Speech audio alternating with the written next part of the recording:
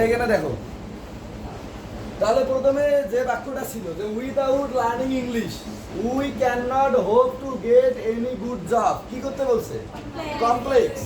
তাহলে আমরা এটা দেখো তো কোনো টেকনিকের মধ্যে পড়ছে কি পড়ে না? পড়ছে। এটা কার টেকনিক? যে উইদাউট আর হচ্ছে জিরা, নাকি বোঝেন নাই কথা? তাহলে আমি বলছিলাম যে যার কারণে ওই সেন্টেন্স, তাহলে বলো এটা কার কারণে কি সেন্টেন্স? তাহলে উইদাউট আর জিরানের কারণে যেহেতু সিম্পল, তাহলে এটা উইদাউট বাদ, এরপরে আইএনজি, এই যে আইএনজি কে বাদ দিলাম। তাহলে উইদাউট প্লাস জিরান থাকলে কমপ্লেক্সে কি হয়? ইফ ইউ ডু নট, কি হয় বলো? If you do not. এখন ইফ ইউ ডু নট, এখন দেখো তো এই বাক্যটার মধ্যে কি সাবজেক্ট হচ্ছে ইউ? যে বাক্যের সাবজেক্ট কে?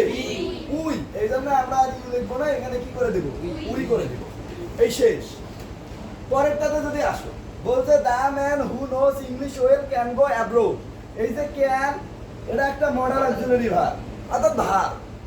এরপরে এই যে নো, এটা একটা ভার্ব, মেইন ভার্ব। আর এই যে হু, এটা একটা কনজাংশন, বুঝছো? আর বাক্যটাকে কি করতে বলছে? সিম্পল। তো সিম্পল মানে কি? সাবজেক্ট একটা, ভার্ব একটা, কনজাংশন নাই। তাহলে দেখো তো এইখানে যে কনজাংশন আছে সেটা কি রাখা যাবে? তাহলে প্রথমে কি করতে হবে? কনজাংশনটাকেই বাদ দিতে হবে। তাহলে এই যে কনজাংশন হু ছিল এটা বাদ দিয়ে দিলে। এবার ভার্ব থেকে কয়টা বলো? একটা।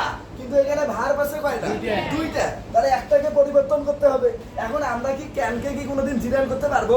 কাকে জিরান করতে পারবো? এই নোকে। নোকে কিভাবে জিরান করে?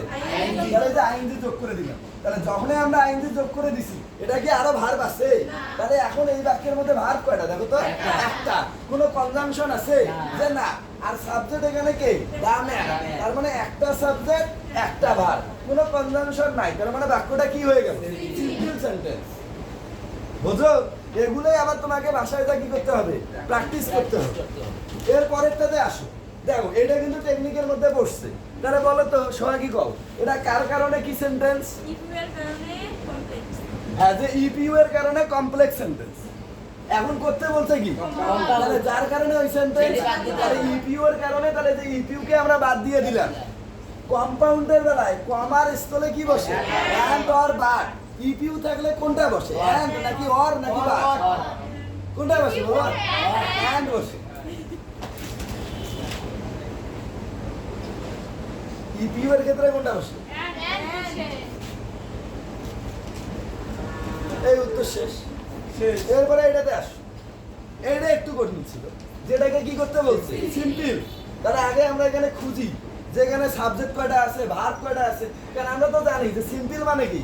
সাবজেক্ট একটা, ভার্ব একটা, কনজাংশন থাকা যাবে না। তাহলে কাউসার বলো তো এই বাক্যের মধ্যে কনজাংশন কে? হোয়েন। ওই যে আমি একটু আগে বলছিলাম যে যতগুলো ডাব্লিউএস কোশ্চেন সবগুলো হচ্ছে কনজাংশন।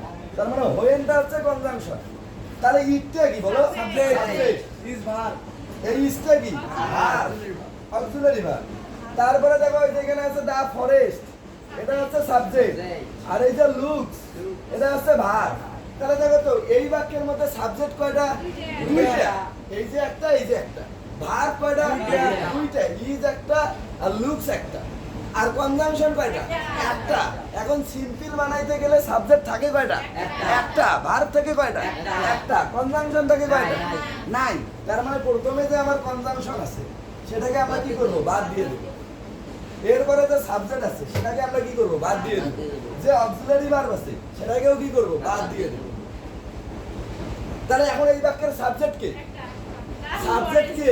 দা ফরেস্ট। সাবজেক্ট কোথায় থাকে? বাক্যের শুরুতে। তাহলে ওকে আমরা সুন্দর করে সামনে লিখব, দা ফরেস্ট। তারপরে ভার্ব লুকস, তারপরে ভেরি নাইস, তারপরে এই যে স্প্রিং। আর স্প্রিং এর সামনে একটা প্রিপজিশন ব্যবহার করব, যে ইন স্প্রিং। তাহলে হয়ে গেল the forest looks very nice in spring. এই যে উত্তর। ভেরি তো এখানেই দেওয়া আছে।